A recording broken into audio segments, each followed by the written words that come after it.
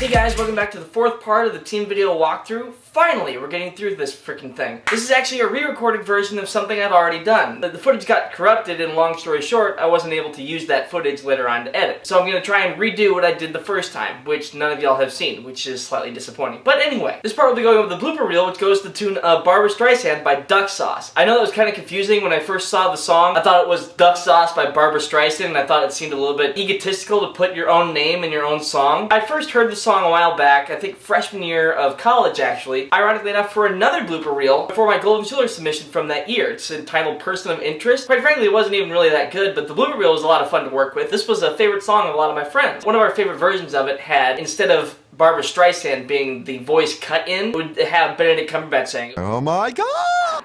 kind of thing. Anyway, I was on the lookout for some new blooper reel songs to use. I'm usually not a fan of using the same song for more than one project. When you use the same song between specific projects, you end up bringing a lot of different feelings from one to the other. It's kind of like when you see one actor in one movie and then you see them in the next, you bring all of your emotion from the last movie that you saw them in to the new movie. And I don't particularly like that idea, especially if it's not going to be along the same lines. So I was a little bit hesitant to try and use this one to begin with. But what initially sold me was the fact that there were so many vocal tracks in this one that I wanted to use. When I did the video the year before, I didn't use a lot of the actual audio in the video itself. If there was audio, I tended to put that at the beginning or the end of the video segment. To me, the blooper reel is all about maintaining energy. At this point, you've already taken a break with the training trip segment, and now you're trying to hit everything else with a lot of momentum. This is kind of the last comedic part of the entire film. Yes, you're going to get the over-the-top celebrations and whatnot to come for the next two segments, but let's be real, this is the last time you're really going to get to physically laugh a lot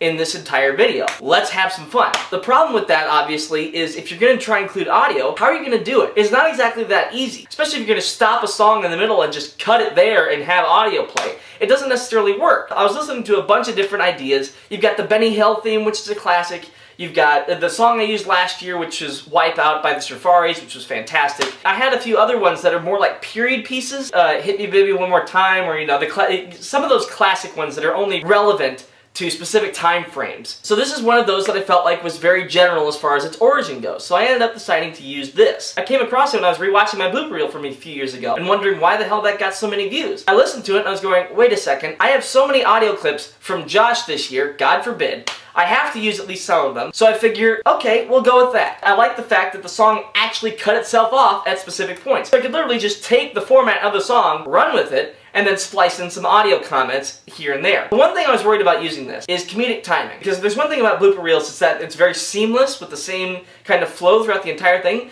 but if you tend to halt it at specific moments, when the audience is laughing and you try to have them listen for something, it doesn't always work. So I was very cognizant of the fact that people might not understand everything that he's saying for the first time off, but at least this will have some rewatchability to the extent that, oh, I missed that the first time, I should go back and listen to it. Like I said, I had a bunch of Josh clips, so I picked what I considered to be the best ones, placed those at specific moments throughout the entire song. So I already had a format of where Josh was going to be. It is a blooper reel, but it is a blooper reel for the entire team. So despite the fact that Josh was literally the heart and soul of the blooper reel, I decided it was best to kind of intersperse him amongst the entire video and make sure everyone who had a blooper got in the spotlight. For the most part, I think everyone pretty much got in. I'm usually surprised at what I end up finding on my camera, especially after I hand it off to other people. This year it just tended to be focused on Josh because he was the one that I trusted the most with the camera. Obviously that wasn't always the case. So let's talk about the intro really quick. Remember last time we ended on a great ending shot from the training trip segment, but now you're trying to go back from there to the pool deck. How do you get back from there? Because before we came out of the water again into the training trip segment. So now what are you going to do? You're going to try to go back into the water? I figured that wasn't going to be a great idea just because when I tried entering the water, the entrance is smoother than it is coming out of the water. The difference between the ceiling and the sky is not as drastic as the difference between one lane 9 and the other. So going back into the pool wasn't necessarily the brightest idea. So what I ended up doing was I looked at that shot when I was on the plane ride back home. What it reminded me of was one of the lights in the pool at West Gym. And I was like, you know, if I put that in the right part of the screen, I could create a graphic match. And for those of you that don't know, a graphic match is when you cut from one scene to another, but there's some type of shape or object that is similar between one shot to the next. So what I did this time was I created a graphic match between the sun and the light in the bottom of the pool. So that way it would create a much more seamless transition, like the sun is actually becoming the light in the pool, and now you're all of a sudden back in the pool. So now we've gotten back to our original continuity. Now what's interesting about this is I actually spliced together 2 clips. The clip I decided to use for the introduction to this entire segment was a clip of B making a weird face at the very beginning, which she tends to do a lot when I videotape her, but anyway, that's a totally different story. I think I was filming Alex Brady's 1,000, and correct me if I'm wrong on this, it might not be 1,000, it might be 500, but either way, she was in the end lane, and I was filming B counting for her, just to get some kind of footage, because I've never actually put anybody counting in the video. So I lifted up, and she gave me that face, and I was like, it's pretty cool. So I went back and I ended up putting that at the beginning of the blooper reel, kind of like it's like a ta-dum kind of thing. It's a really interesting start to it. It's like, whoa, okay. So now we've gone from the normal to all of a sudden the absurd, and now we're getting into the blooper reel. It's kind of like an indicative statement of what's coming next. So what I ended up doing was I had to create a transition from all of a sudden the light now going up to above the water. So what I had to do was I had to create a physical movement with the GoPro from under the water upward out of the water, and I tried to replicate the exact angle and everything as much as possible. And if you'll notice, if you look very closely at this video, I ended up trying to distort the image as much as possible. I tried to match the gutter shown in the GoPro image to the gutter shown in the B shot. You can kind of see it distort, and I tried to make that as seamless as possible so it wasn't just a fade from one obviously not relevant thing to another. So that's the intro. I felt like the best way to start was just show a bunch of awkward faces. And it's important to notice that despite the fact that I had Josh pinpointed at specific points of the song, I didn't know where everything else was going. This was another one of those where it's retroactive editing, where I would lay the song down and kind of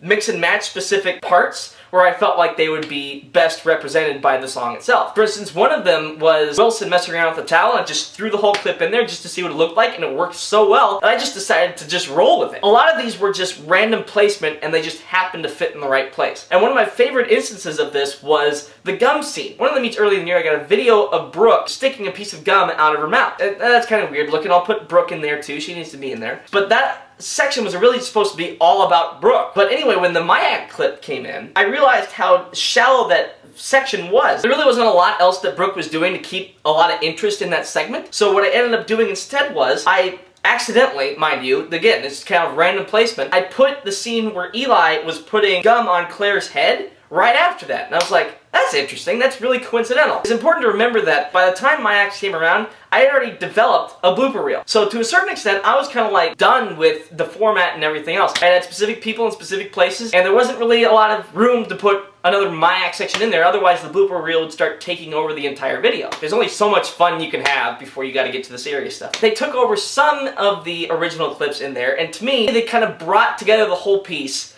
into a much more cohesive whole. Since I had all this new footage I was trying to squeeze in there, I would shorten clips instead of elongating them. And instead, I made the video faster as a result of it, because now you're moving from clip to clip to clip at a much faster rate, or a much faster clip.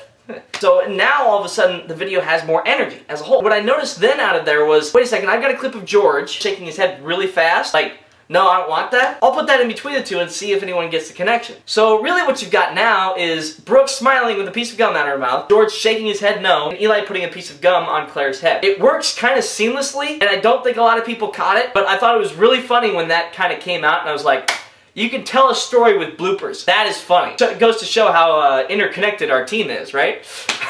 Another one that I knew I had to throw in there was George twirling his cap at the end of the Kalamazoo meet. I've already gone through Training Trip, and quite frankly, that is very relaxing on its own. You're trying to put funny stuff in that video as a whole. So now you're kind of deciding, okay, what from that is a blooper that I didn't put in there, but now I'm able to put in here? And it's very hard to kind of say that, oh, this one should be over here in the important segment, in other words, like the serious, relaxing one, and instead I'm going to take those clips that I didn't use here and put them over here. That's kind of like, okay, those ones that felt out of place are the ones I will put into the blooper reel. So you've got Madsen looking at the camera, you got the muscle relaxer thing that was at Froggy's, and you've got a few other clips in there that I thought were very indicative of bloopers from the Training Trip. The other thing that's important to notice about this, I tried to time the dancing as best as possible to the music. Timing is essential in videos like this. If you're going to try and keep the momentum up, you've got to make sure what is going on screen is matching what's happening in the audio. If anyone's dancing on screen, which God forbid, we have so many clips of people dancing, it's absolutely ridiculous. Haley and Masha, which is one of my personal favorites. You've got Brady, Melena and Emily. You've got Steven,